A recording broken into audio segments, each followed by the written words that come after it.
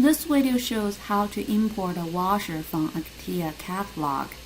First, we use a caliper to measure the external and the internal diameter of the washer. It is a millimeter system.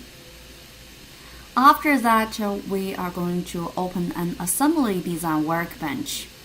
From the tools, mechanical standard parts, ISO catalog, we can look for the washer. It is the washer with a chamfer, so select the third one from the top list and then continue to select the 6 by 12 millimeter from the top list. You can click the plus sign to see the details of the washer. You can also shorten the name of the washer. Again, remember, the washer was imported into an assembly design workbench. By default, CATIA assumes you want to create a product file and a part file.